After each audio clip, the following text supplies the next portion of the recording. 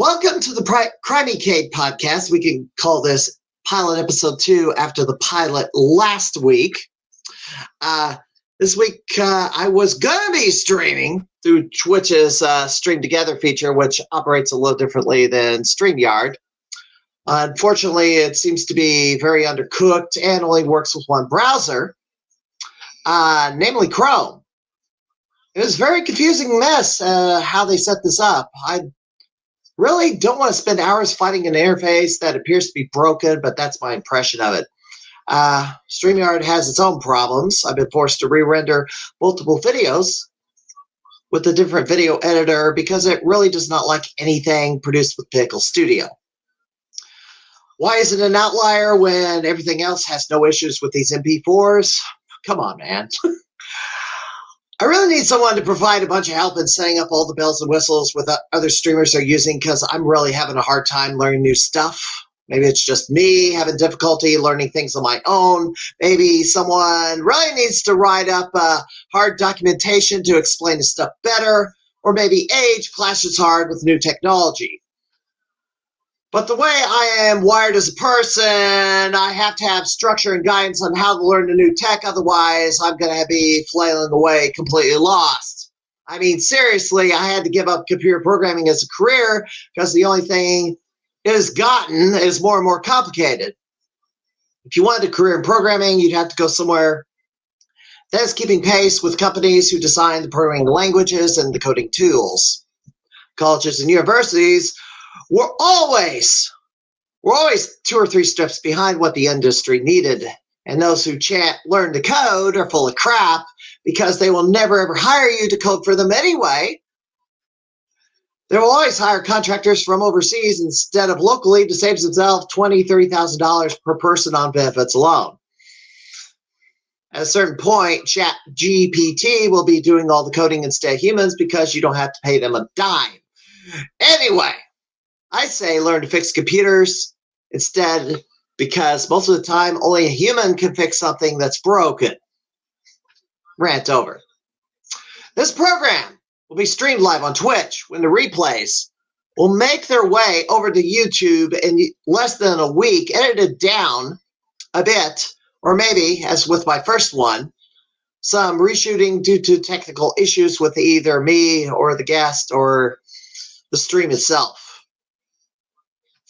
All right, my guest is settled in. I had prepared some sort of monologue to talk about, but I'm going to cut right to the interview because I don't want to keep him waiting. Now entering the Crimeycade is our guest for this week.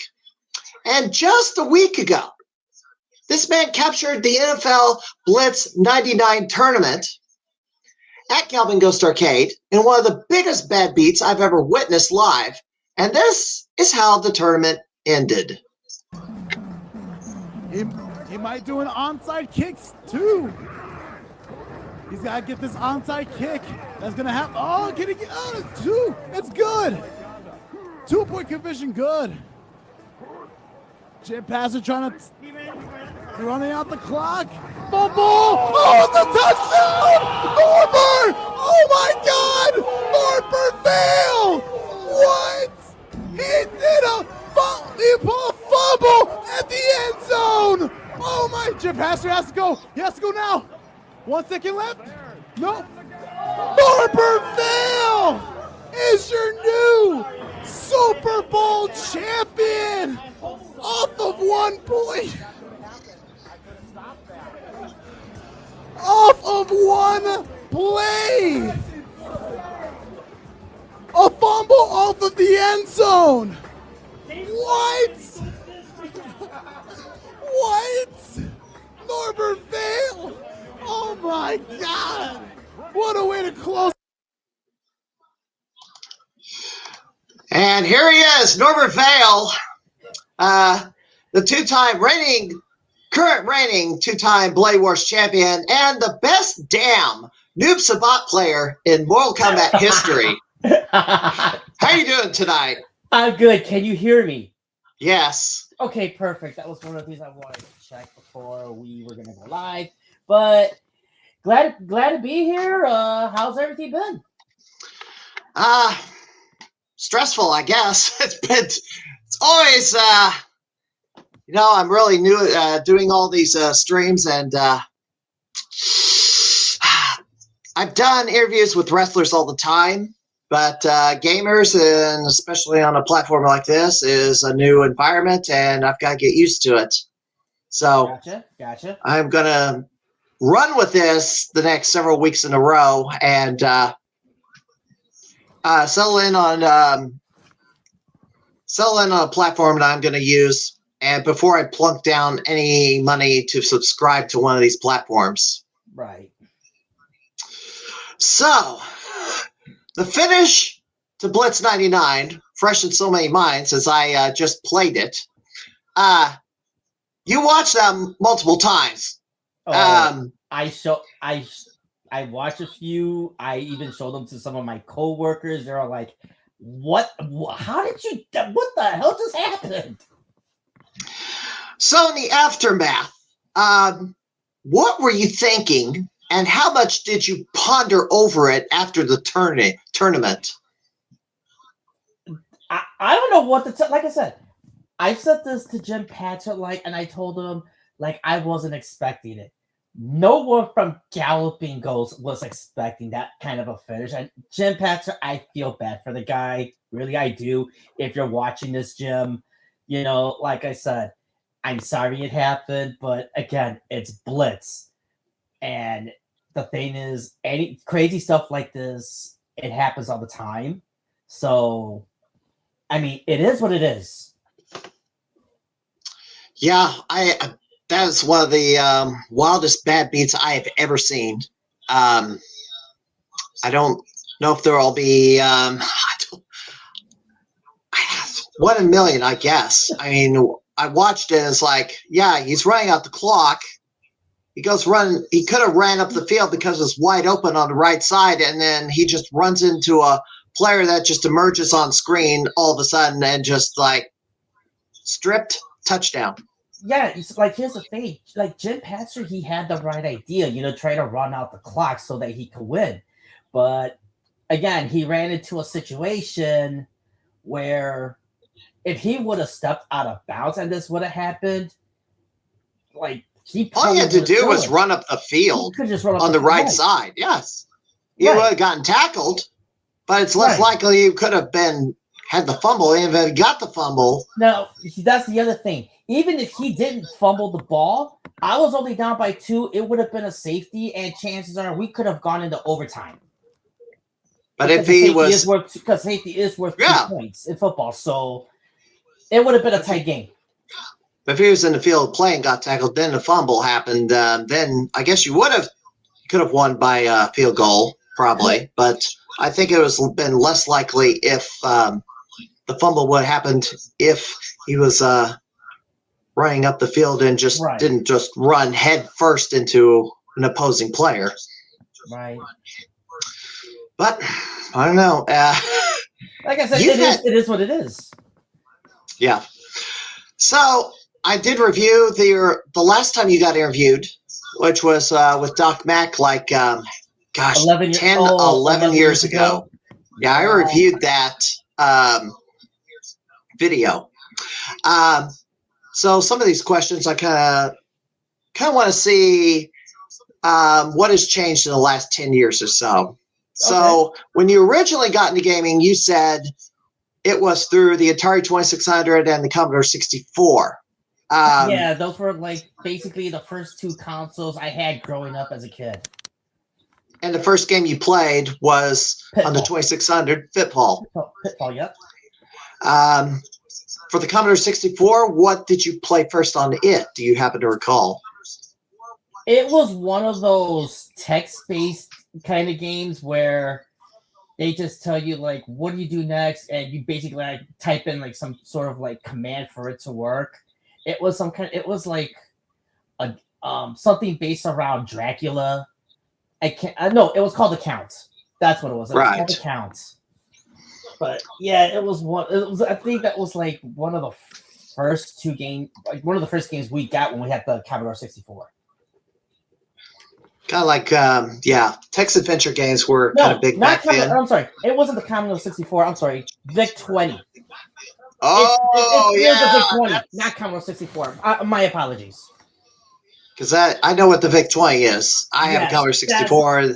That was the first. That was the one we had, not the Commodore 64. We never had that growing up. Then from there, you acquired quite a collection in games for the 2600. Do you still have it? Oh, good, no. Oh, no. No. I don't know what happened to those since then. I know my collection's pretty big. My collection's decent. Like, I say my collection's like, I can't compare mine probably to like anyone else's. It's not that big, but I do like to collect like stuff like amiibos, basically. Amiibos, some Funko Pops. I only got the Funko Pops just because of my wife. So. Yeah, I was talking about to a 2600 collection only, but your general gaming collection is, Funko Pops. What else do you? What else have you acquired? I also collect the little amiibos. Here, let me see if I can grab one for you real quick. 1 second.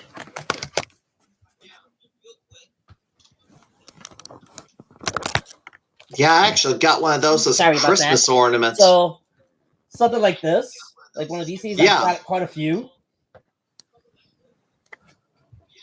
Yeah, I acquired one of those. It was in the form of a Christmas ornament for Pac-Man.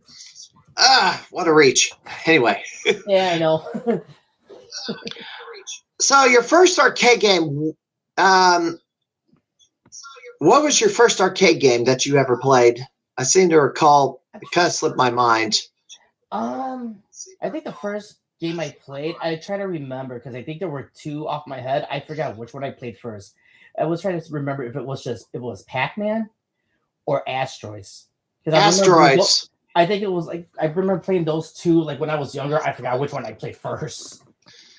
So 10 years ago, you said Asteroids was the first game you played. If it was that, then yeah, it was. The first game, yes. The first game I played was Space Invaders. And I was, gosh. I know I played that one somewhere down the line as well.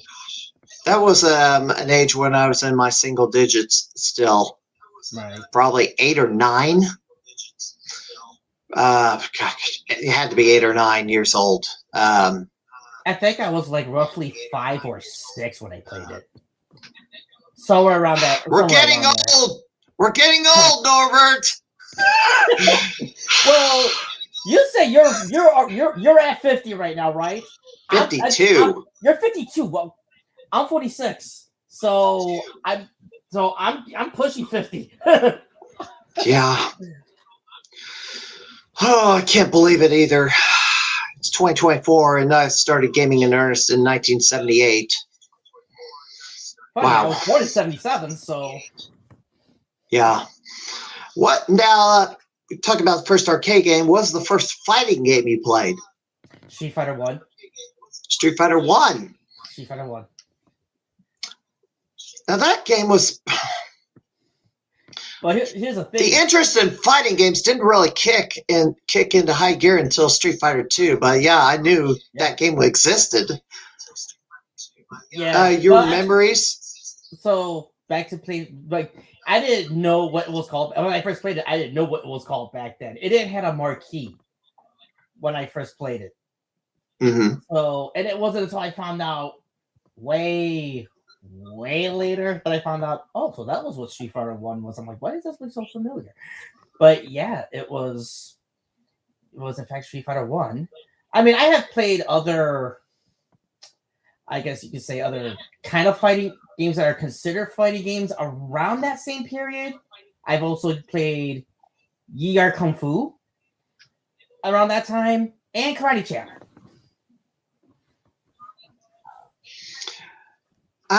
You also stated your original top 3 favorite arcade games were Captain Commando, Street Fighter 3 Third Strike, Capcom versus SNK 2. Are these still your top 3, or has things changed?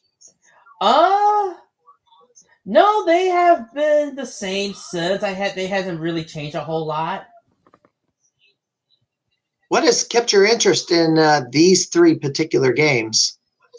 So, when I first played Captain Commando back in, well, I mean, I played it back in 93, 94 maybe. It was something about that game that really caught my attention. Like, the graphics were really nice. They were a nice step up to Final Fight. And the fact that it was 4-player. Like, me and a bunch of my friends would play it, and it was fun.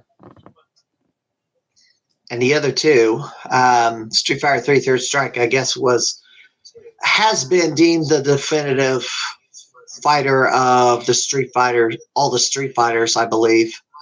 Oh yeah, I said this in the Bloody Wars pre-show for Third Strike. I played it when it first came out in 1999. I played it usually on and off, and I played with friends. And when they first announced it for the next Bloody Wars, I had to try to get Fightcade up and running. So, and then I remember we had our matches on Fightcade. I also played Nicole on Fightcade, and my younger brother was even training me on Fightcade. Yeah, and you dominated me. Hey, be glad it wasn't done at the actual tournament. Sorry, Steven.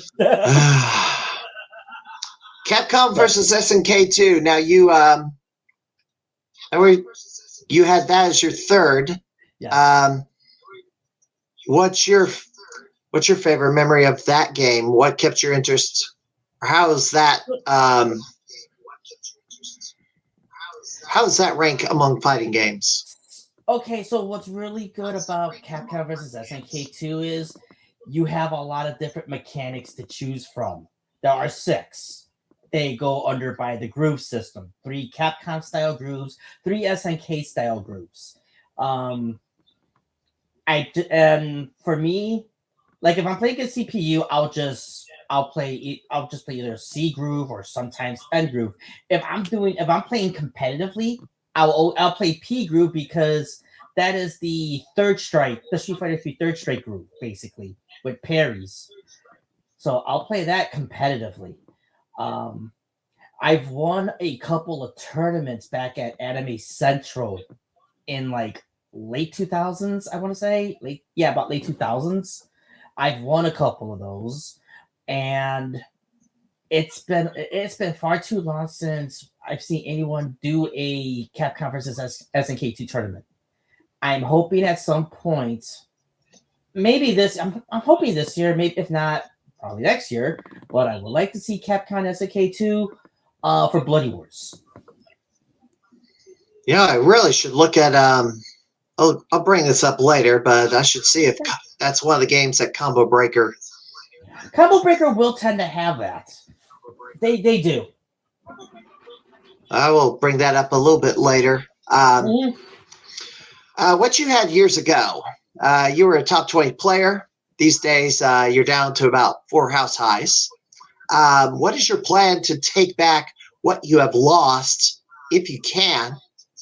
And what might be a lost cause in getting back? I mean, what I had years ago was just that. What I got years ago, I mean, sometimes it could be easy to take back some scores. You know what? In fact, I had this past Monday when I was at Galloping, I actually I was doing a practice one for Street Fighter 3 Alpha 3 Upper, and I beat Pihan's score on my first try, but it wasn't video recorded. So I actually got the camera and actually, asked for their camera, and I was playing it for an hour straight, and I could not recreate the whole thing all over again. I was kind of pissed, but I was like, and then the camera died out anyway. Yeah, now see what I used to record my my gameplay, and it's got that battery. I can read the screen. I can see how many minutes is left. on the battery. Should I switch batteries? Is there enough time to get a full game in? I was like, with JJ Squawkers, it's like it reported 40 minutes when I started, and then about level 8, it dropped down to about from 20 to about 3 or 4 minutes. I was like, oh, crap. And I had to abort the run because it was not going to get the whole thing, and it erupted right in the middle of the level. I played again. I managed to take back JJ Squawkers from Andrew Wasco. Well, a short while ago, they just put in a new score, and he beat my score for about 300 points. Oh, wow. So I got to play that again this weekend. I also got to play Blazion again. I also have to play Riot again. He took all those 3 back. Now, I was kind of stunned that I shut him out for the readout of the high scores on the Monday Mystery stream. I think that was the first time that's happened in years that he got shut out. And I was the only one reported as getting high. You should have been on there, obviously, because except for the camera dying on you. Yeah. Hey, consider that an accomplishment. I mean, not a lot of people could do what you've done. But now I got to do it again. every week, whenever we always tune into the Monday Mystery and they go to the high scores, his name gets brought up first all the time. And it's always on something. Yeah. He's always like, I was ranked number 9 and I dropped back down to 13. And we've had quite the rivalry over the years. 2021 was the dogfight over the Gamer of the Year award. And he got his second title the following year after I got it. So, but now he's wants number 3, I think. I'm pretty sure he wants number 3. He's gunning for it last year, and then Zeus took it. Well, I mean, so far, I'm pretty sure everyone's saying he's in the running right now, but I think he'll be in the running for years to come. That is right. But right now, where are we? In February? We still got a long way to go before 6 months. August? About another 6 months. Yeah, so we're in halfway. Anything can happen. Somebody's got to stand out relatively soon. Right. Because let's see what I said about this. I mean, right now, if I was a betting man, right now it's the state of Gamer of the Year Season 14. It's down to, I think at this point, Andrew Wasco, Jim Patzer, you, and me in a 4-way race. Because you got the Bloody Wars title twice. Right. I have the... you got the Pinball Expo. I got the Pinball Expo belt. I'm going to... But here's the question. Does this count? I would have to imagine that's going to be that another bullet point in the resume. This has to count. It's got to be a bullet point in the resume. I mean, the chase for Game of the Year is building a resume. Right. That's what it is. You got to accumulate as many gaming accomplishments over the course of the year, over the course of 12 months. Right. If you haven't really started pursuing a campaign to win Gamer of the Year, you better get moving. Because the later you wait, the harder it will be. The harder it will be. The harder it will be, and unfair to the people who were pretty much battling the entire year out. Right. The pattern I've seen. Oh, go ahead. So back to the whole Gamer of the Year thing. So I don't know if you noticed. I think this was back in 2013. I want to say this was 2013 or 2014. The year Fred DeHart won it. Yeah. It was a neck and neck race between him and I. And I think it was like a week or two before they announced the Gamer of the Year, he took one last world record from me, which was Breaker's Revenge.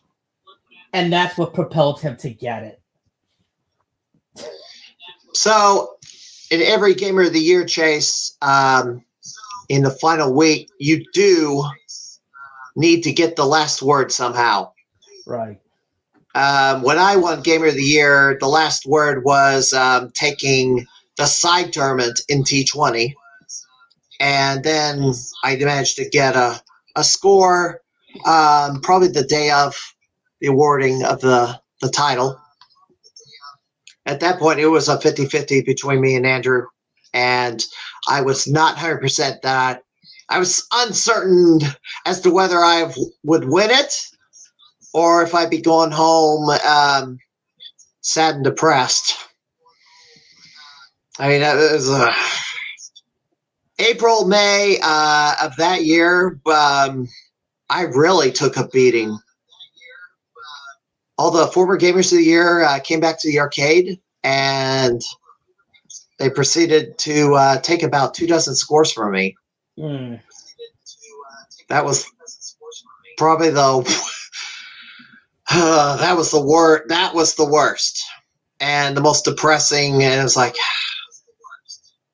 that's it. My campaign's over. But then I went home, and then I had to think about how to recover, and maybe a plan B. And I came up with a plan B, and I pursued it, and it worked. So sometimes you gotta do what works for you, and you executed and you achieved it. Yes. So further on, so I've got to continue on with the Gamer of the Year fight. So I remember last year, Doc was thinking of not giving out Gamer of the Year. Really? Yes. That's the first I've been hearing this. That was in about the month before T20, an anniversary. I heard it. I asked Doc if he was really serious about that. I ended up writing a letter to Doc, handed to him after T20 was over, and made an argument as to somebody did earn Gamer of the Year. But I think the case could be made this year that it may be harder for Doc to award Gamer of the Year, because what I've seen so far is somebody would get hot for about a month and then it would just fade away. Andrew, of course, is consistent all the way through. Did he win twice? Yeah, yes. 2019, which that was the year I thought Zerst should have won it, because that was the only year there was two T20s in the same season. Zerst won both of them. He won 2019 and then 2022. But I kind of think Doc is going to have a harder time trying to figure out who the Gamer of the Year is, because nobody's really run away with it so far. And that's probably why this year is very interesting, because, like you said, you got 4 people gunning for it right now. Or at least that's who I think. Or so you think. The top 4 are. That's who I think at this point in time, halfway through the season. Those are the 4 names that I think have the best chance of winning Gamer of the Year. To confess, I have the weakest case currently, unless I manage to win C2E2. But even then, I kind of get a vibe that C2E2, there's a question of whether that tournament is going to happen. Because Doc indicated they haven't settled on basically what they're going to be doing at C2E2 this year. So I'm wondering if that's going to happen. Are they even going to be at C2E2 this year? We're expecting, well, that's up in the air at this moment. According to what I heard on the Monday Mystery Stream, when it was brought up by, and I can't mention his name because we agreed not to mention his name, but you know what I'm talking about. Right. Yep. He did ask about it, and nothing's been set in stone yet. Yes, it's all speculation, as this gentleman says. We don't know. That's what I'm wondering. Good old Brandon Travis. But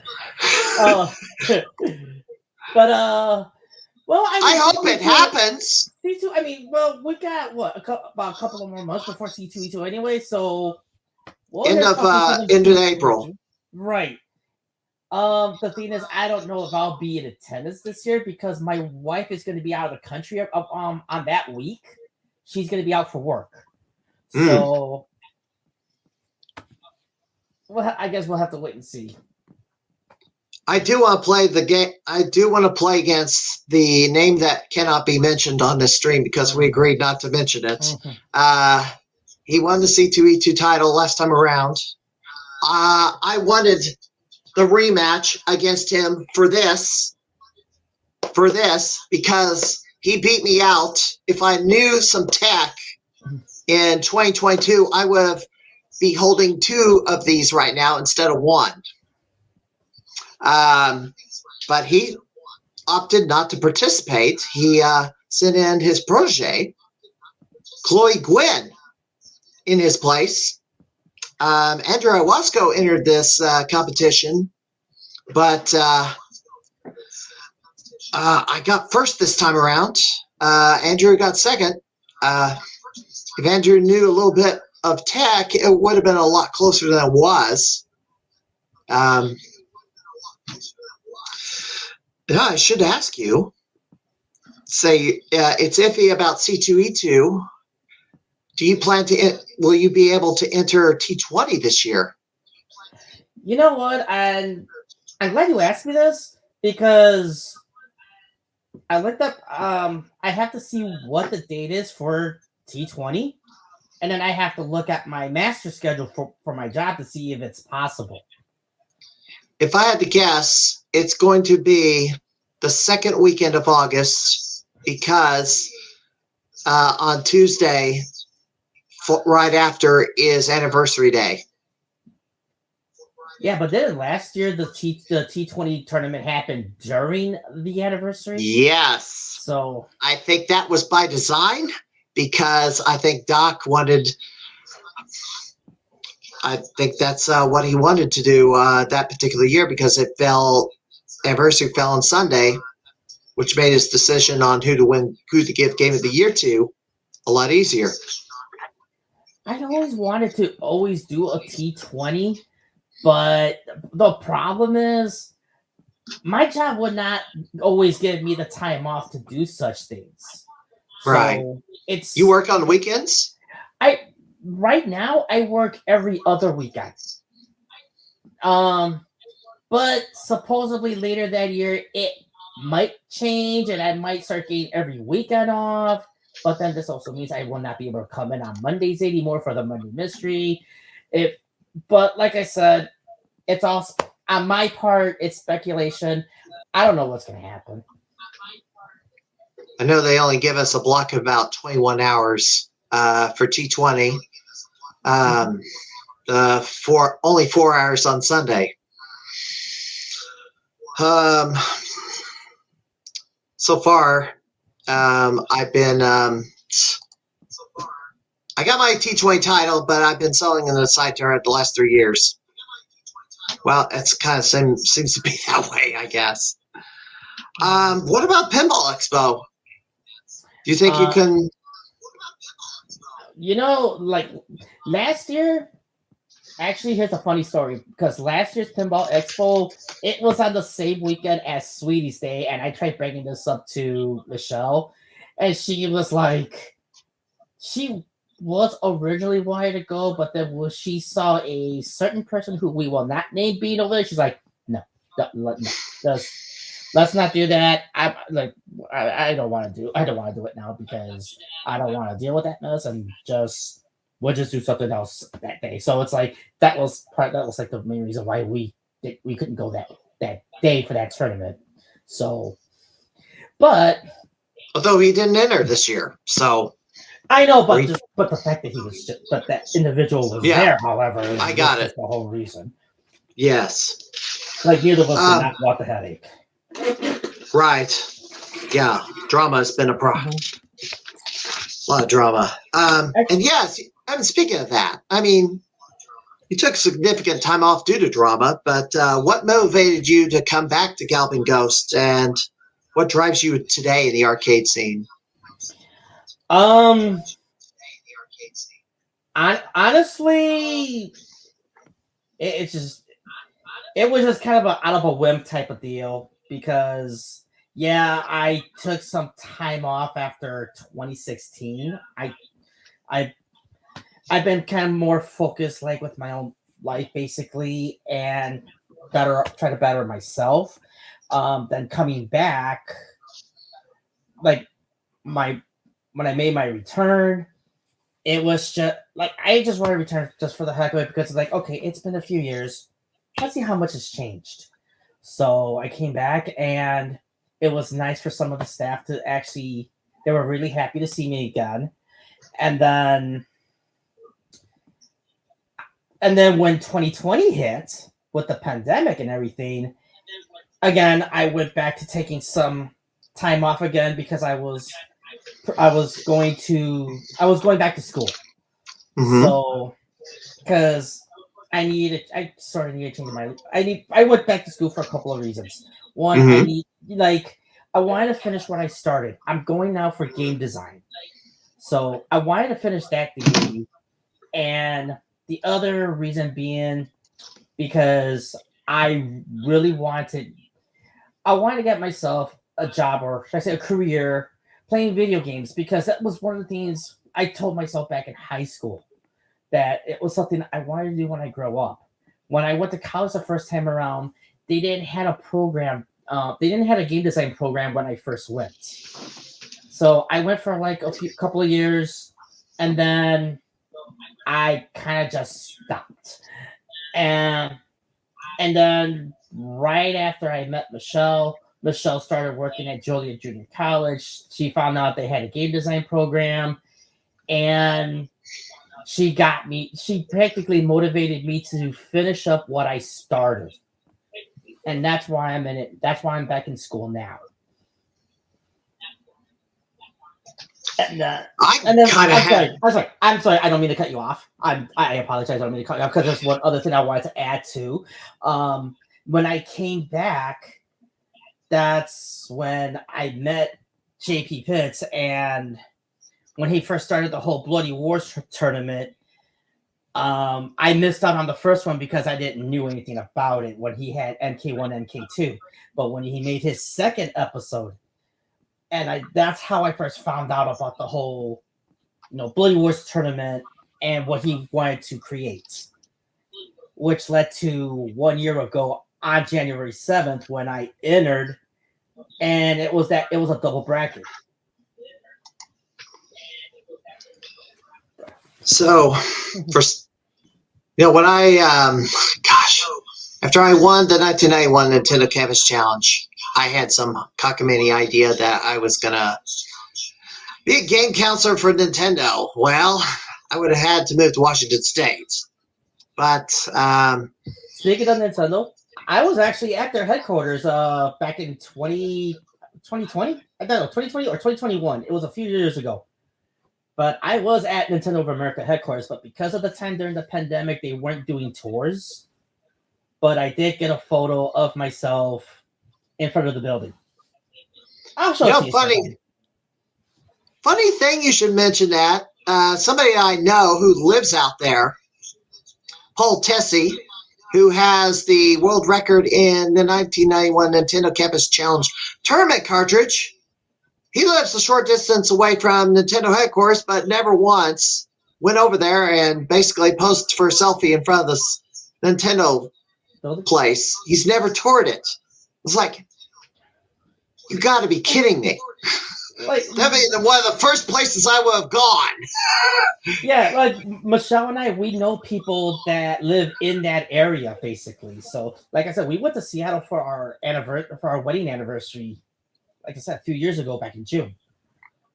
And like I said, that was one of the first places we went, was check out Nintendo of America headquarters. And then we visited a few other places. Michelle wanted to see the Funko factory, the Funko Pop factory that we went to. They actually had a section where we get to build our own Funko Pops of each other. Right. It was kind of cool. It was kind of cool. I have to go there at some point. The other is Super Nintendo World at what is it? Universal Studios. They're supposed to be building one in Florida, I think, by next year. Is either next year or the next 2 years. But I'd probably go to the one in Florida over California. But California, I don't think is a good, safe place to go right now.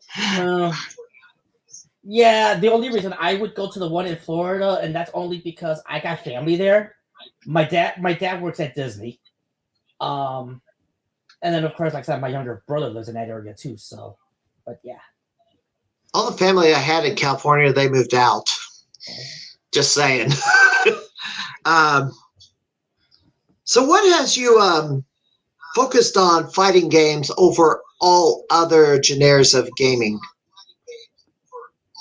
What? I'm sorry, can you repeat that? I missed that. What has you focused as a gamer on fighting games over all other types of video games? So because so I grew up playing fighting games. Okay, like I said, the first being Street Fighter 1. Excuse me. But what drove me to really love the genre more was when I started playing Street Fighter 2. Mm-hmm.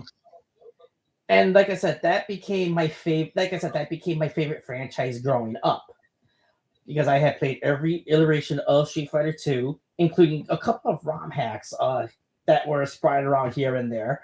Then I moved on to like Mortal Kombat, the classic Mortal Kombat. I don't care so much for the modern Mortal Kombat, but that's just me. Michelle loves the hell out of it. Then other franchises I've also moved on to the King of Fighters series and the Tekken series. And I got a question about MK1 coming up. Go ahead. A little bit later. Because when we get to Bloody Wars, what non-fighting games are you really into that you would chase the scores? There was one point in time. I don't know if you count beat 'em ups as fighting games. Beat 'em ups is its own separate. I was gonna say yeah. So at one point, I actually had a house high. I think I want to say I had the house high for Final Fight at one point, but that record did not last very long. Yes, that score is pretty high. It's like watching a 1cc of that. I was like, how do you? Yeah, you have to be really good at it. No, I think I've seen a video of someone doing it, and it has a lot to do with the final boss. There's somewhat of a, I think there's somewhat you could glitch out the last boss where he can't hit you, and then you see like waves and waves of different enemies coming at you, and you just beat those guys up instead, and that's how your points rack up, and that's how they probably got the score that he got. I was seeing him run through the last level, and he would do his Guy was the chosen player, and he did the tornado. The tornado. As all these barrels are rolling at him, and he break them all open. And there's pick up all the jewels. Bonus stuff. Yeah, the bonus stuff on there. Yes, that's part of it. Yes. Yes. Let's see. So we get to Bloody Wars here. You're a two-time champion.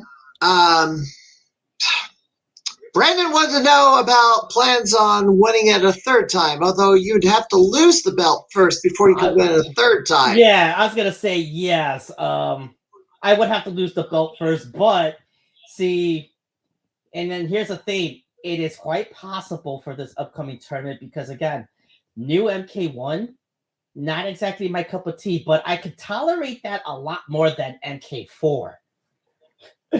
MK4, oh my god! You remember when you said you had problems trying to run it at some point? My emulator refuses to run it pretty much at all. I tried playing the arcade version, and it would just slow down to a crawl. Then I tried playing the PlayStation version, and it had a hard time. And I had a hard time just trying to get that to run without it glitching out. It's not emulated perfectly. I can say that not. much. It's not like a lot of. Well, here's the thing: a lot of 3D fighting games on main, they're not emulated quite perfectly, but sometimes you can bypass some minor stuff and it'll be fine. But then there's some things that'll just make it unplayable. So, but before you even get to St. Patrick's Day, you've got this coming up. You have this matchup upcoming. Damian Cordova has challenged you to a best of 7. And Steven, correction. I challenged him. Oh, really? I challenged Not him. Not the other way around. Yes, sir. I challenged him. So you're putting up the belt. Yes, I am. And that will be the last weekend of February. That is correct. And it will be streamed. Maybe on the Bloody Wars Facebook page. On the Bloody Wars Facebook page, according to JP. So I want to touch in something. I want to touch in on this, and I'm glad you brought this up. So the whole thing between Damian and I, a lot of people say we have like what's called the perfect fighting game rivalry. The thing is, yeah, we played each other in a lot of casual games, like casual fighting games, but only twice have we fought in the Bloody Wars tournament. One for Tattoo Assassins last year. And it was considered one of the best matches in grand finals because it was the time he was the first person to ever hand me my very first loss. He bumped me to losers on grand finals. And then I came back and I ended up winning it. And then the second time was actually on Third Strike. So even though we fought each other twice, everyone says, yeah, we got we had a very interesting rivalry. My thing is, it's not that it's very interesting. It's also underlooked because you don't get enough matches that has me versus Damian. In fact, I'm going to tell you one other thing. He and I also played, JP Pitts also had me and Damian play Blitz 99 for the number 1 seed, and that one wasn't even broadcast. That one wasn't even streamed. Right. So we played that, and I barely won. So that's why I ended up having the first seed in that tournament. But again, I see this rivalry as underrated because not enough people know about it. And I'm trying to gauge everyone's interest into watching this because again, Damian is a hell of a good player. He really is. And I told him I want to see the best of Damian Cordova that day. And Cordova beat me for the hardcore title on a game they never ever played before, Colony 7. Yeah, I remember that. I don't know how he did it, or maybe I just got very unlucky. I had played Colony 7 a few times. Not lately, but... Yeah, I remember that. And then right after he won, I ended up beating him. I'm trying to remember what game. I don't even remember what game it was. But I think I do remember beating him for the hardcore title. And then I walked into the Third Strike tournament being hardcore champion. Yeah, the belt really got a lot of activity during the pre-show. And I'm glad because even like you said, that belt needs to be represented more, not just within the whole GGA community, but even like for Bloody Wars. Like that belt should, they need to make that belt a little more noticeable, basically. Well, the pattern's been apparently all the activity with the belt seems to happen on a Monday, not so much on the rest of the week. Yeah, well, because it's a Monday mystery game and a lot more people are around for it. That's why it's tossed around more. I was supposed to face Andrew that day when he held it, and I never got around to playing him because I was so busy trying to take back the Street Fighter Alpha 3 score. I wanted to challenge Andrew for the belt too, and then he just disappeared for several hours. And he went hiding.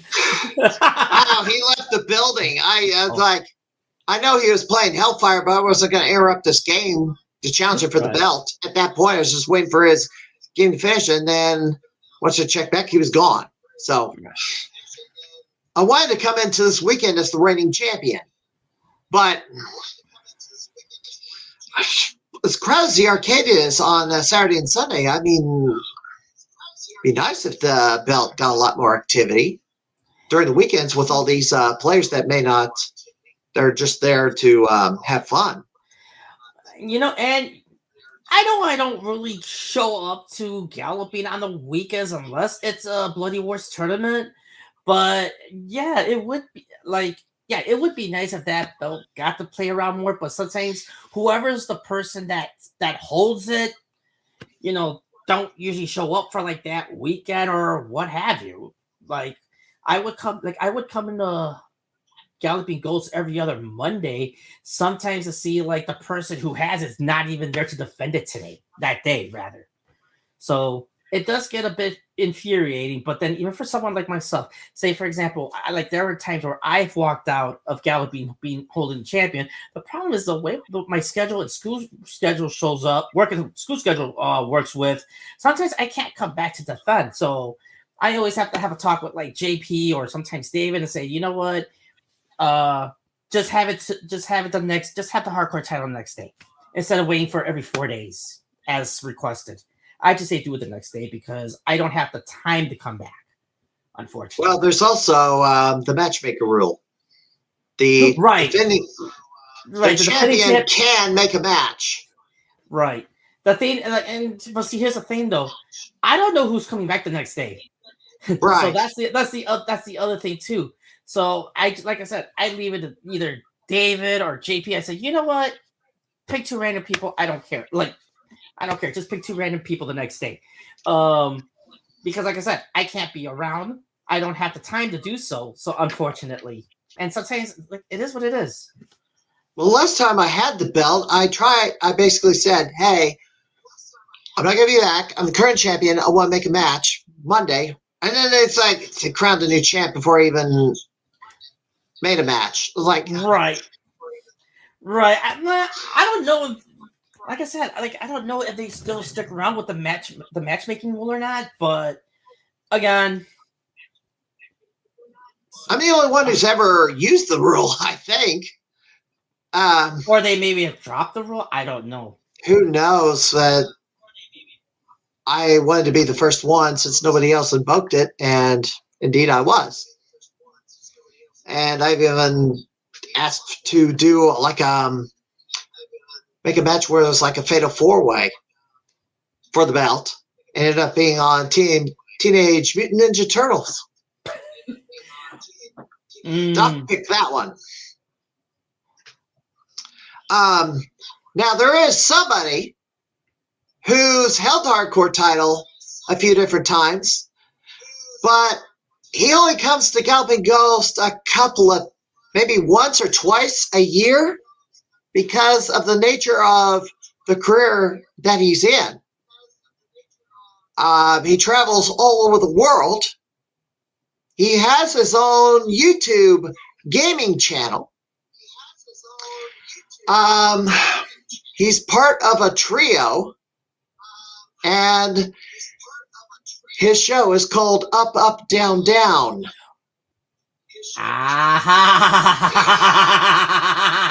Oh, I know who you're talking about too. I want to face him. He's won the hardcore title, but he's never played any of the former gamers of the year. The question is, will he make an appearance at the Galloping Ghost Arcade the last weekend of March? Oh no, I'll do you one better. When I first won this last year, I went onto Twitter and I challenged him. And I said to Xavier Woods, if you ever come back to Galloping, I want to face you for this championship belt. for the Bloody Wars Championship. And even JP would even make an exception to have it happen if he ever shows up. There were times where he actually has come back to Galloping, like whenever WWE has an event here in Chicago. But it's either I find out way too late about it or I'm at work when it happens. And it drives me nuts. So if he comes, it's probably going to be, let me look at the calendar here. I know that WWE is supposed to come back, I want to say during March. Like I said, last weekend of, well, actually not the last weekend of March, the last week of March. Yeah, Monday Night Raw is supposed to be in Chicago. I think on the 25th is coming to Springfield, Illinois, March the 23rd. Rockford on the 24th, Raw on the 25th. So ideally, he may show up gosh, I don't know. I don't know if he's booked for the 24th in Rockford. As soon as he has his match, he'd probably make the drive over to Chicago. But Raw, yeah, the 25th. And then, so ideally, you want to be here the 24th and the 25th and stick around until about closing time on the 25th in case he shows up. Right. I want to be around. Now, I've recorded a video and I plan to send it to their Facebook page. I just have to do something to it. Put in some graphics showing my gaming credentials. But I have to learn the doggone DaVinci Resolve. Because Pinnacle Studio seems to have a problem rendering video that I record with my Galaxy 21S. Mm-hmm. I don't know why. The video and the audio becomes out of sync. I have no idea why it's doing it. It doesn't like the codec or something. DaVinci handles it correctly. The other funny thing is, as I said earlier at the very top of this, StreamYard doesn't seem to like anything coming out of generated by Pinnacle Studio. So I have to re-render it immediately in DaVinci Resolve before I can upload it. That's something. I don't get it. It's like, well, there's a problem with the codec or compatibility. It's like, it's MP4. What's wrong? It's a pretty common thing. I was like, why is it not working on this platform? I think your system's broken. It's not me. Go figure. Anyway, I'm going to see about being around March 25th. Go home on the 26th. And see if I get a shot at Xavier Woods. But no guarantees he'll come over after he has his match on Raw, if he's even booked on the show. Right. And the road to WrestleManias. Living large again, but I'm at that stage of life where I just don't have the patience to watch it on TV anymore. Actually, I don't mean to cut you off, but I'm trying to also remember. If I remember correctly, I think Xavier Woods, isn't he still on NXT? No, he's on the main.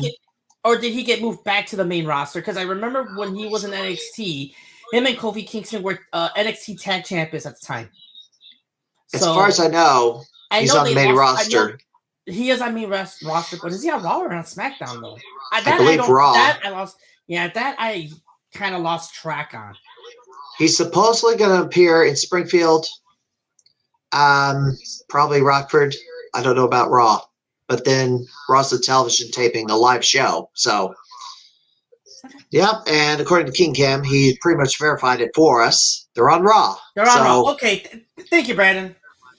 Chances are good he might show up. So he could, yeah. If he, like I said, if he does, I'll have to look at my work schedule to see how that weekend works for me. Because if I'm off that weekend, I would like someone to message me saying, "Hey, just so you know, Xavier Woods is over at Galloping Ghost right now. I'll hop in my car and I'll drive 45 minutes to go there." I'm just going to anticipate at this point. Well, I have to because it's a 200-mile commute. Right. Right. I feel bad you gotta make that commute. But again, it is what it is. Yes. According to Brandon, temporary move. So, gosh. So, moving on from WWE rivals, impressions on the rivalries that you've developed. Now, you've already talked about Damian, Cordova. Anybody else you have an intense rivalry with in the fighting game community? I don't know if you want to say intense rivalry, but one other rivalry I noticed that's kind of brewing up lately with myself is Damian's son, Aiden. Because here's the thing, Aiden and I, we have fought each other 3 tournaments in a row. First being MK4, the second being WrestleMania, and the third being Third Strike.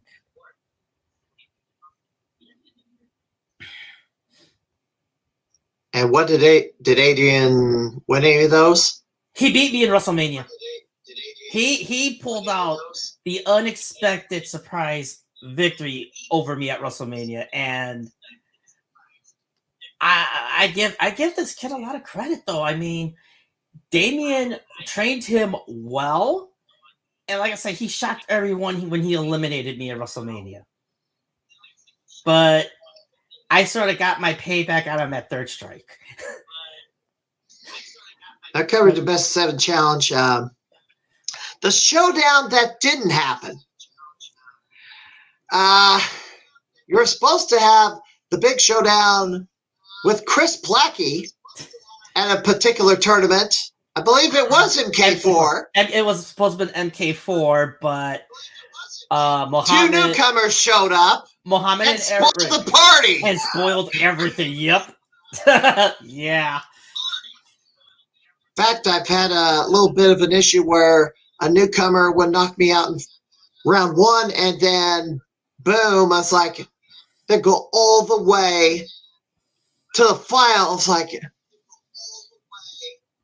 don't feel. You know what? You know what? Don't feel bad. I've had tournaments where I would get knocked out by someone in the first round, and that person would go all the way to grand finals, either winning it all or come very, very close. You know what? You know what, Brandon? That might be possible because I did hear Chris Plackey is supposed to be coming for this tournament, the new MK1 tournament. So I hope that Josh did not throw away that shirt. Either that or he's going to print another one. I don't know. But here's the thing. He better hopes it happens because I also did hear not only is Plackey supposed to be showing up, but supposedly GGA Shady is supposed to be showing up for this too. Okay. Supposedly. I don't know. I can't not 100% confirm that, but that's what I've also been hearing too. And I wouldn't be surprised if both Mohammed and Eric show up for this tournament too. So who is the player you fear the most? Oh, I don't know. Fear would be the right word. Concern, maybe. I don't know about fear because I don't know. It don't fit right. But if it's someone I'm concerned, it depends on the game. It really does. Like, okay, let's take the new MK1 for example. I'm gonna be in the same situation where Izzy Cabrera came into Third Strike blind. And I mean, he played his heart out. And unfortunately for him, he got eliminated by Brandon Travis. Oh dear God, the upset her around the world. I myself am probably doing the same thing because I haven't had a whole lot of time to practice, mainly because again, school and work is sort of what keeps me held back these days. But like I said, my wife and I got my wife MK1 for her birthday. And we played some of it. she wants to hook up the Xbox again so we could play it more. Right now, my PS5 is downstairs because we've been playing a lot of Tekken 8. And that's a fun game. Well, since you brought that up, okay. What are your thoughts on MK1? So there's been a lot of videos on YouTube. In fact, I brought it up with JP last week. I put together that montage. Well, since that montage, there's been a whole slew of videos since then. And now there's active discussions as to whether the Combat Pack 2 is going to be canceled because the player base apparently is abandoning the game in favor of Tekken 3 and Tekken 8, you mean? Tekken 8 and some sales statistics came out. Tekken 8 has way outpaced MK1 in the first 3 weeks of release. Tekken 8 has sold 2 million copies so far. It's taken a couple of months for MK1 to reach that threshold. I'm having to wonder. I mean, they say they're going to pull MK1 from the arcade floor after Bloody Wars tournament. After the Bloody Wars, yes, Doc did confirm that. I wonder if this is going to be its swan song. I mean, it could be. So here's my thoughts about that situation. Like Mortal Kombat, the franchise itself. I mean, it has its good running success. But the thing is, with MK1, I heard there are a lot of people outside of myself. A lot of people I know are not huge fans of it. And there are for quite a few reasons, actually. A lot has to do with it's DLC. I heard their DLC practices have been shady. Pardon the pun. Excuse the pun. But supposedly that's part of the reason. Others are there has been well-known bugs, especially when you're playing online. At the time of release, I mean, I think they may have had it patched up by now, though. I don't know. I don't really play MK online that much. Michelle, on the other hand, does. If I want to see it, if there has to be an MK game that needs to come back, though, it has to be MKX. Well, the last Mortal Kombat game that came out, because my wife loves Cassie Cage. She made 10 or 11. I think that's 11. 11 was the last one. Yeah, that's the one that needs to come back. King Cam said this about eliminating Izzy. Eliminating him. Don't lie, Brandon. That was no accident. Brandon eliminated me at WrestleMania. He came back from the edge of defeat. I was you couldn't believe it. I was eliminated in 2 straight matches. For somebody who's a big wrestler. I'm gonna tell you right now, when we do the pre-show for MK1 on the 17th of March, you'll bet that part's gonna get brought up. Well, I may bring it up on the next podcast, obviously, because this is. Ooh. Oh, I better get rid of that. I better get rid of this. There you go. I mean, this is next week. Oh. I will have Brandon Travis, aka King Cam Blackman, on the program next week. So I will bring it up. His upset wins. I will try my best to catch that broadcast, but I'm also working that day. So if I catch up on it, I will try to catch it. Anybody can rewatch the stream. It will sit on Twitch for a week. The replay will eventually get posted over here on my YouTube channel.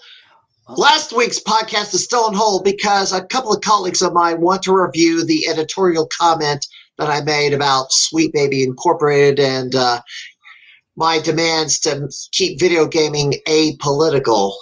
Mm. And so many, gosh, I read something today, an advocacy organizations complaining about, there's not enough representation of our group in video games. Well, somebody tried to do that, and there was a lot of backlash. And then people started requesting refunds. So be careful what you wish for, and you better be ready to pull out your wallet and support the people who do what you ask them to do. Because if you don't reward them for doing what you want them to do, they're not going to be so eager to help you the next time around. Just saying. Mm-hmm. Anyway, promos. We've been, coming off being involved in the wrestling scene for so many years, and people cutting promos and stuff on TV and in the ring and wherever else in front of a camera. I decided, I should be doing some of that myself. And cutting those promos actually was kind of therapeutic in a way because, I had a rough year. I've had a rough last 12 months. A lot of drama, right, which necessitated my departure from the wrestling scene. And being a little flamboyant in front of a camera, talking trash, not being offensive or anything, but it kind of helped me with my mood, and it allowed me to have some fun. How do you see promos? Sit back and enjoy it for what it is, really. Speaking of, speaking of promos, and I need to talk to Josh about this, but I want to see if he's willing to help me out with doing a promo for the new MK1 tournament. Because here's the thing. We did one for Third Strike, but it was so done last minute. I don't know if you got to see that promo, but he used footage of one of my older videos from when I was Blade Wars champion at the time, because it was still the red title. And I asked him what happened to the newer footage that we took, and I think he said he lost all that footage, but he got all the sound recordings. See, I just pull this out and then put it on a selfie stick and then walk around my arcade talking. And just walk back and forth in that room and just, good grief, I'm so long-winded. Yeah, you see, I can't do that because I'm in a squared room. I can't do that. So I just sit here in front of my own webcam and do this. Like when I have to do my own self promos. Well, you can stroll around the streets of Chicago or something. Or a bike trail or a nature trail. I've done that. Yeah, but that would also require me to get myself a selfie stick.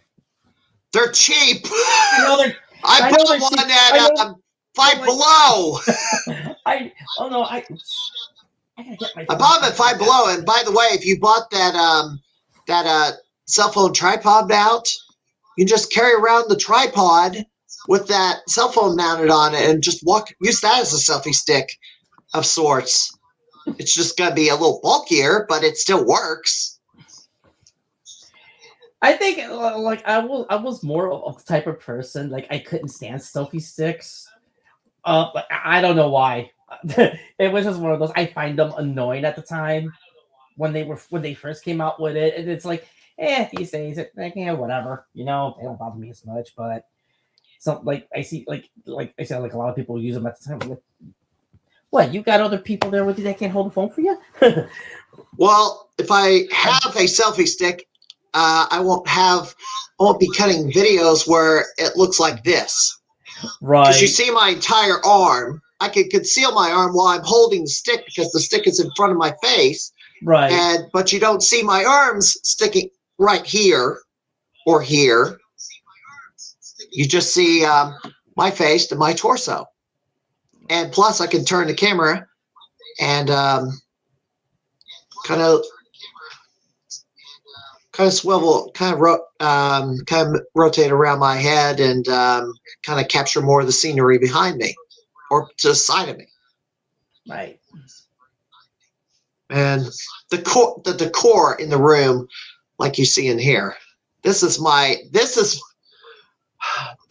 regular game room with all the consoles. Yeah, I have an awful lot of Hobby Lobby stuff up here, but some of this stuff was bought online. Right. Yeah, like I said, like like I said, I broadcast over here in my little gaming room. Like on top of all this, I got memorabilia here. I got my consoles here. I know part of my mess. There's my PC where I do all my streaming stuff on. More Amiibo stuff, PS2, PS3 collections, that sort of thing. Oops. Well, I might as well spin the camera around. But yeah, that's. I'll deal with that later. But yeah, basically, what you see is what you get. But like I said, it is in a small. It's kind of small-ish. But that's why we're kind of working on. Michelle and I were kind of working on getting the basement cleaned up so that we could start moving half the stuff downstairs and to convert that into the bigger gaming room. Yeah, that was a bit of a project getting all those arcade games out of the basement. Mm-hmm. Dangerous too. No, I can imagine. No, I can imagine. I'm not muscular, but I also had to be on the bottom, lifting the game up But if I lost my footing, I've been done for. And I almost lost my footing once. Yeah, you gotta be careful with stuff like that, man. You really gotta be careful. Even though I had somebody up pulling, but if he lost control of it, I've been screwed. Yeah. Oh my gosh! Anyway.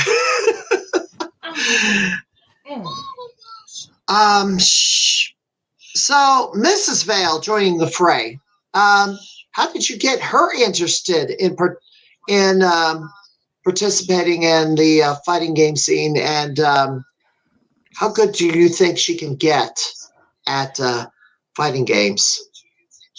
Okay, so back when we first announced the Tekken 3 tournament, she sort of has she kind of like she's not like as big of a fighting game player as I am, but she likes it for what it is. I just asked her what, and since my debut for Bloody Wars came around, she's always been there supporting me. She was with me the day I won the title. The next 2 tournaments she watched from home, and I just asked her one day. I said, "Would you be interested in joining the Tekken 3 tournament?" She just said, "Sure, why not?" I mean, it looks like a whole lot of fun. And from there on out, she's entered in every tournament that I've been in. She enjoys it. I've yet to play you in a tournament, and yet I've played Mrs. Vale a couple of times. We played in a tournament before. You were my second round opponent. Which one? Tattoo Assassins. You were my second round opponent. Okay. I don't remember that. But then again, the website's down, so I can't even look it up. The video is up. I know the video's up. The video for Tattoo Assassins is up. Okay. And it has a timestamp on it, so you can go directly to that matchup. Okay. Yeah, go to the Bloody Wars YouTube page. What else was I gonna say though? But yeah, I've only fought you once, and I fought Michelle once. So, I played Jose Velasquez quite a few times. I have played, like I said, I only played Damien twice. And then I play a lot of these newcomers who only showed up once. Oh, and then my one time with Brandon at WrestleMania, where when I told him, don't take the ass kicking personally. But yeah, I think I got to get my revenge against Travis. I don't know if it's going to be in a best of 7 challenge or what. I do have that one pending against JP Pitts when I'm ready to actually go after it, but now I have the reason. I know I kind of have to temper it a little bit because of what happened yesterday, but JP wasn't happy with the Chiefs winning the Super Bowl. He threatened to, I guess, send me dead last in the rankings again because I was invoking song titles by Taylor Swift. I'm sorry.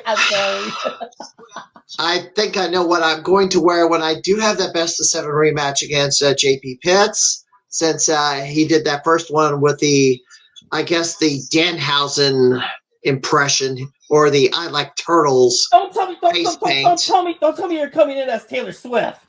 No, I'm not going to come in as I'm not going to dress as Taylor Swift. Don't do but that.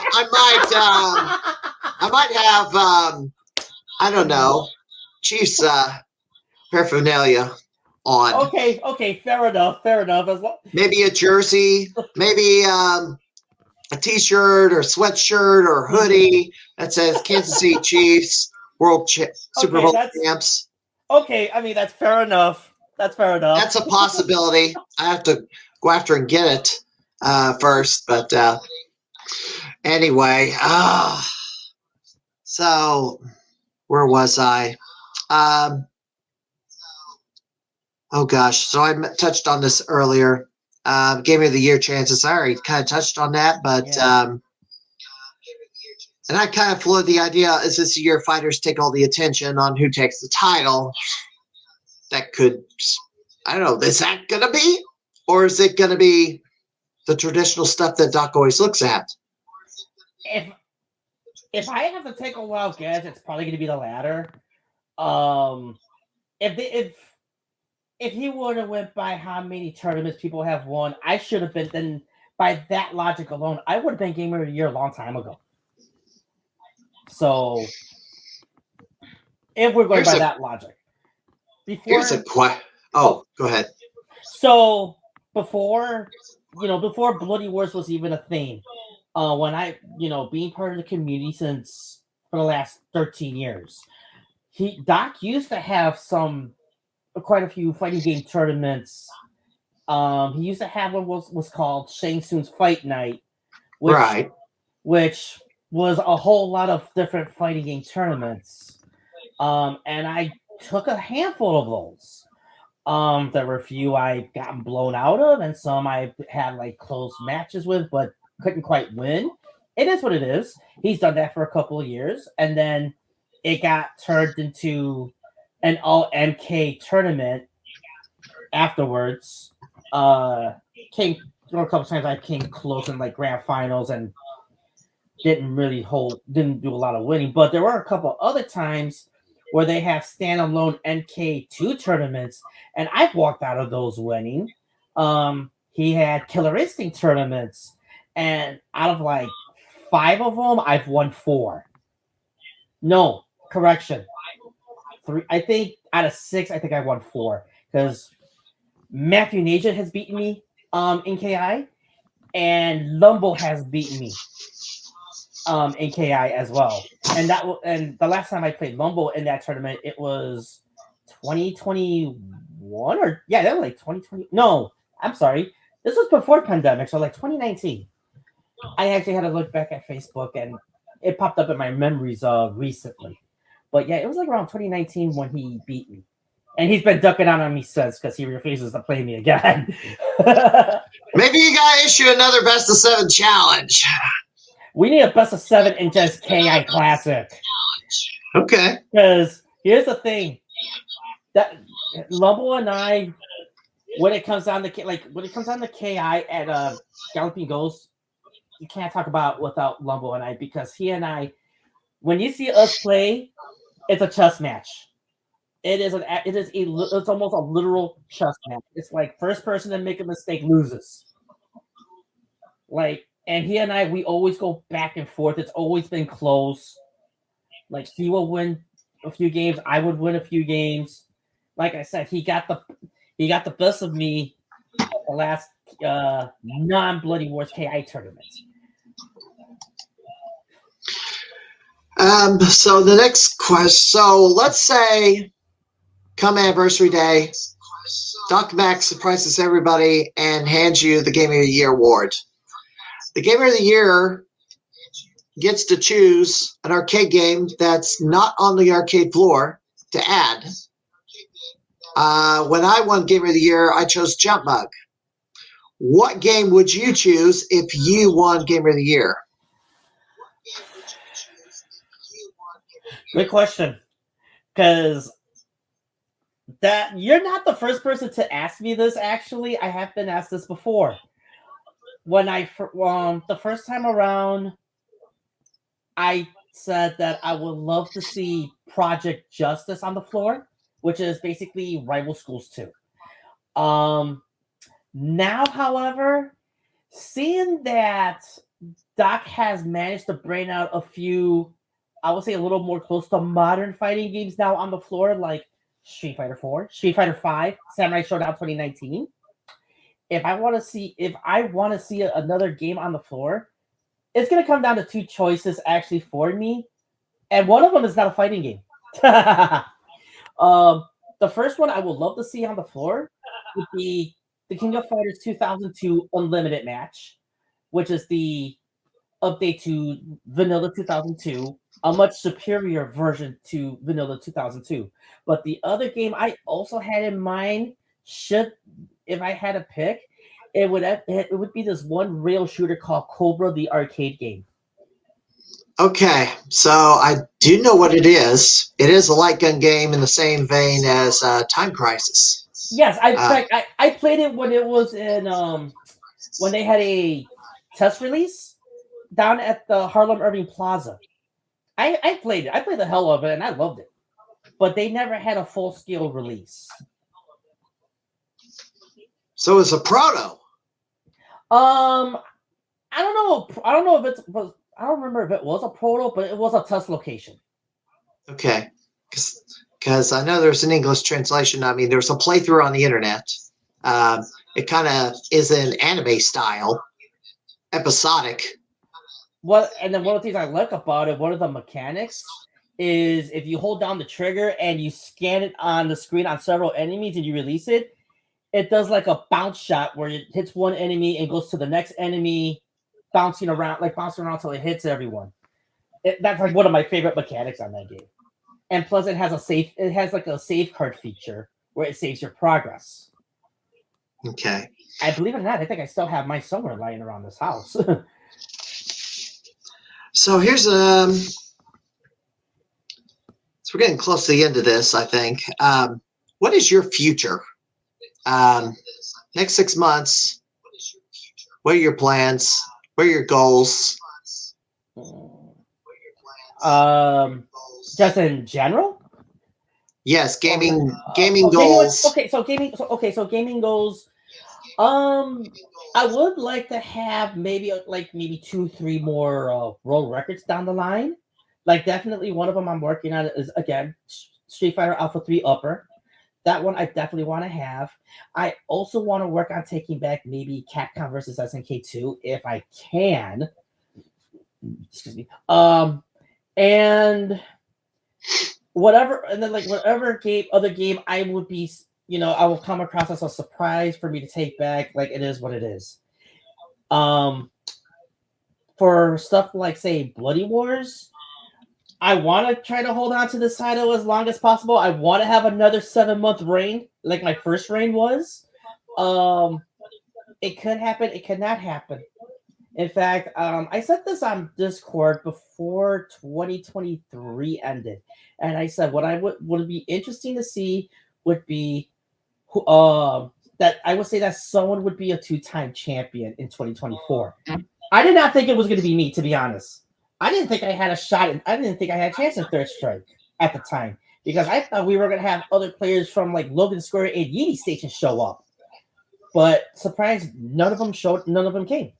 And like I said, I was lucky enough to win this belt again.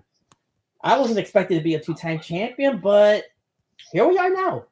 And who knows? Say for the sake of argument, something happens. I lose the title at Mortal Kombat. Or against Damien, for that matter. You're right. And you're absolutely right. Damien could probably pull the biggest upset. He could pull the biggest upset. He could take the title from me.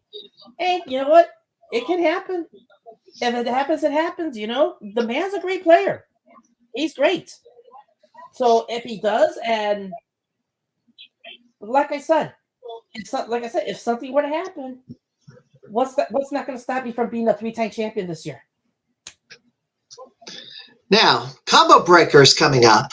Memorial Day weekend in Schaumburg, Illinois. There's, I guess, about 20 different fighting games, 20 different fighting game tournaments that can be entered at Combo Breaker. Do you plan to enter?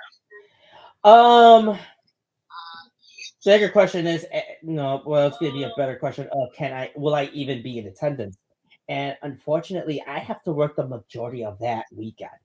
Ah, wow. So see, what you could have happened was you walked into Combo Breaker carrying the Bloody Wars title and representing GGA as a reigning title holder in fighting games, and maybe tear it up in there. I actually had thought about doing that too. Actually, I was gonna do that last year when I went. I was gonna do that last year, but unfortunately at the time it was a last minute decision for me to go, and registrations were closed at the time, so there would have been no way I could have entered. But like I said, this year, unfortunately, I have to work the majority of that weekend, so the only day I probably would have gone would be Friday, and even then, Michelle would have wanted to come, but I know she could not be able to go because she works that day. So it's, I don't know. It's a really weird situation. The same thing goes for Evil that's held in Las Vegas. I wanted to go this year, but again, I have to work the majority of that weekend. However, there is one other place I have thought about going back to this year, and that's the Midwest Gaming Classic, which is the first weekend of April, the 5th, 6th, and 7th. I've been to every one of these since 2004. I think I missed the very first. I actually had been. Here's the funny thing, and you didn't notice this at the time. I was at the one. I think it was like a couple years back. I saw you there. I just didn't say anything because I think you were busy talking to someone at the time, but I did see you there because you were holding that Gamer of the Year title. Yes. I did see you there, but I didn't want to be rude and interrupt you. Yeah, if you... you should. You should add. I mean, anybody that knows me, that belt. So, let me say this.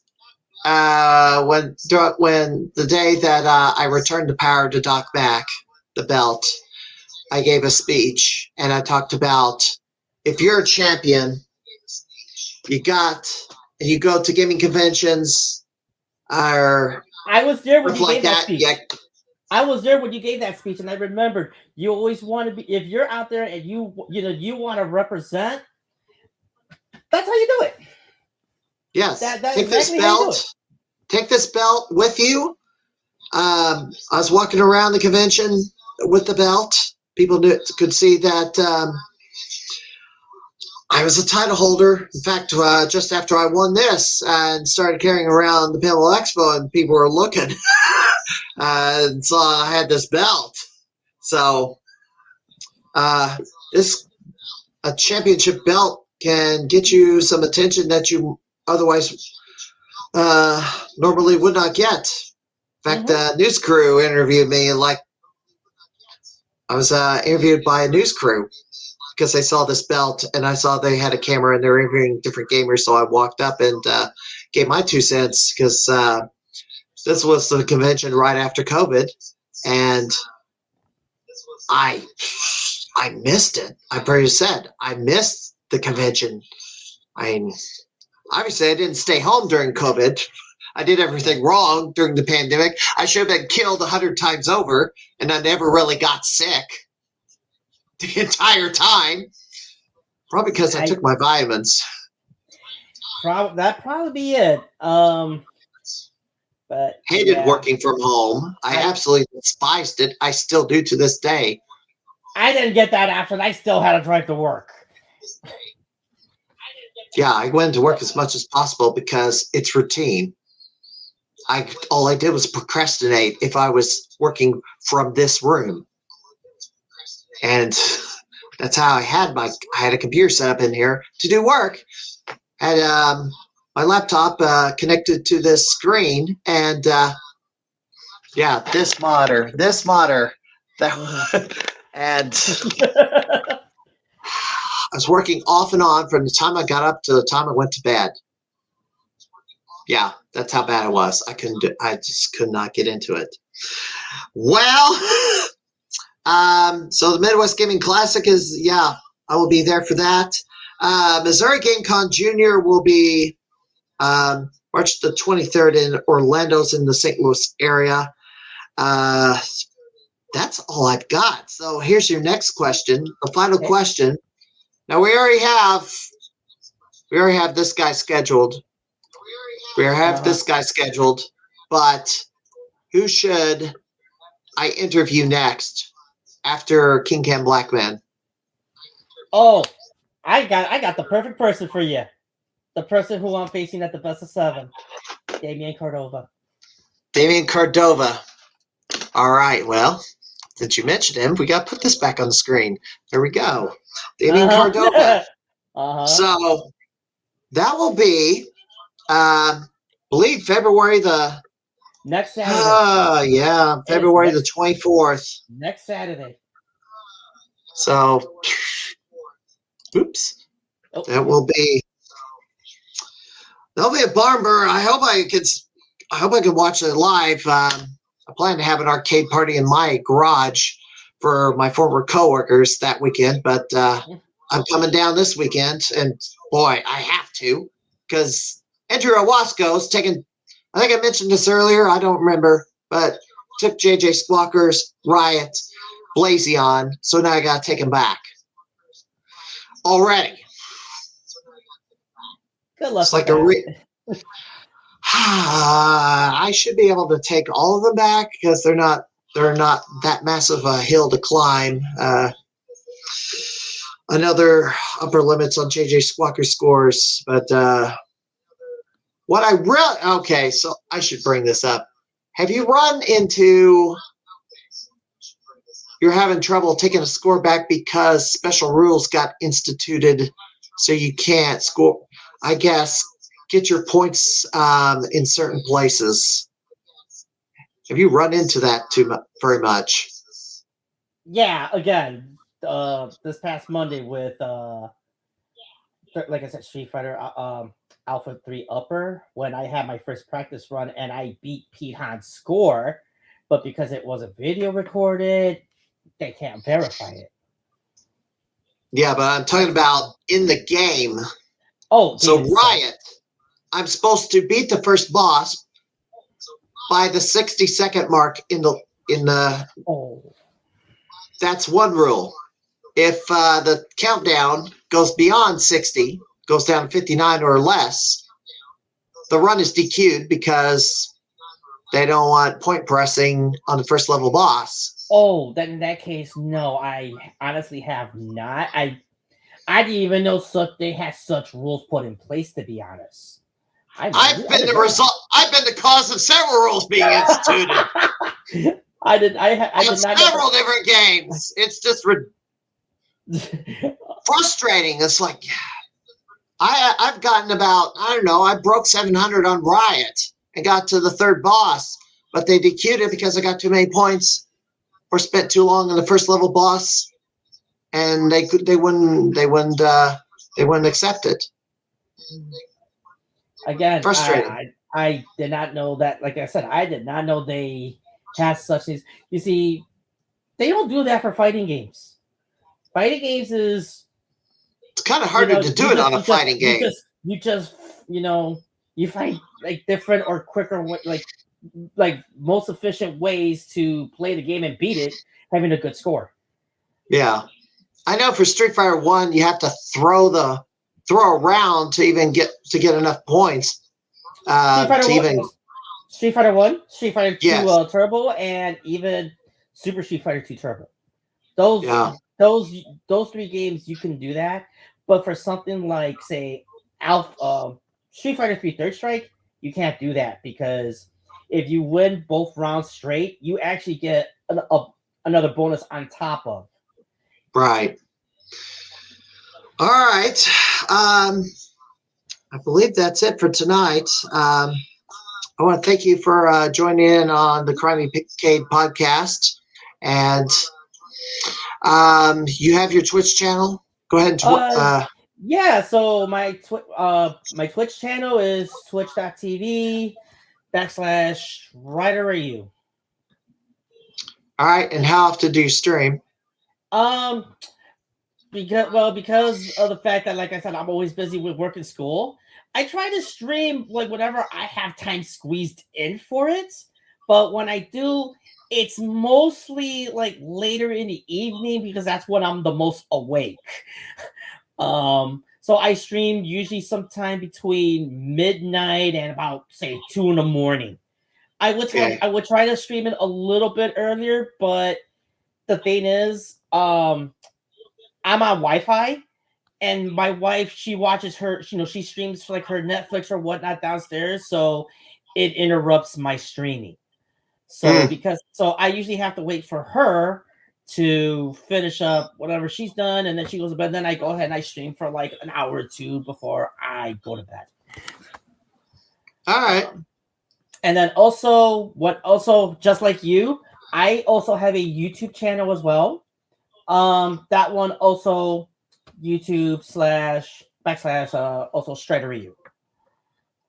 And on YouTube, some of your old 1cc runs are out there. Yes, not really 1cc, just regular casual playthroughs where it's just mostly talking like my experience with them growing up, or basically just kind of just like a sit down chat type of thing while I play games, basically. All right. I know I haven't done that in a while, so I might do one this weekend because I got plenty of time off. In fact, I got after Saturday, I got like the next 4 days off, and I gotta actually finish up playing the Guilty Gear series. I'm still in the middle of that. I'm still in the middle of playing Guilty Gear. All right, a little bit of an update. So, the Punisher is the fighting the Arcade Wars game. Look where we're at. Pete Hahn put up a monster score of 5 million points, so now we've got a very healthy lead now. Oh, nice. So our average is about 3 million. The Garcade is 1.5, so somebody's got to... So 5 million, 3 million, and 1 million. I have that 1 million score, so I'm the third place player. I tried playing Punisher on Monday, but right now they have to fix that stick right on the first player side because it's super finicky at the moment. Like I can't go to the left. But apparently Pete Hahn just played it and put up 5 million, so maybe they did fix it. They did fix it. So I think I don't know about this Monday. I know I'm off this Monday, but this Monday, I'm gonna be spending my 1-year dating anniversary with Michelle. It will be 9 years since we've been together. Actually, that's on Wednesday, but we're gonna celebrate that on Monday on President's Day. And I'll be at the arcade. I am. What did you think of Destroy from Jail? Just for kicks and giggles. I don't know. I'm not Doc. I don't make these decisions. Take it up with him. I know the last time the screen is overscanned on the right, and giving the enemies a major advantage is they come onto the screen, but you can't see them coming, and then they fire off several shots, and then you're dead. Yeah, That's the one biggest thing I did issue not I like. have. Yeah, I And hope they fix the you have a screen. hard time dodging them too, because that's the one thing I've noticed. If they adjusted the screen since they unveiled the game, then probably it's a lot more playable. But if it's still the same way when I show up there Saturday, it's like, although Andrew put up a nice, healthy 300K score on it, so I don't know. All right, so that will wrap it up for the Crimeycade this week. And Norbert, thank you for joining me for the last couple hours. Yeah, And thanks for having me on, man. I appreciate it. It's been all a while right. since I've done stuff like this. Yeah, and I plan to go through all the plan to interview just about all the gamers at Galloping Ghost, at least all the people I know first, and then others from other places. See how it goes. Mhm. But I'm happy to do it and fill something that's been missing for a while. Is Doc Mack did the player profiles years ago, but he just hasn't had time to do these podcasts in general. So Right. why don't I step up to the plate? Yeah, and then again, like I appreciate this. Like I said, it's been a long time since I've done something like this. So it's nice that I can give out like any sort of various updates from like the last time I've been interviewed. Right. All right. That'll do it for the Crimeycade this week. Thank you, Norbert. Next week, joining us on the podcast will be Brendan Travis, the King Can Black Man, who has his own Twitch channel. It'll be a fun interview. In fact, he actually did up this graphic instead of me, and it turned out pretty cool. So until next time, have a good night, everybody. Enjoy your weekend.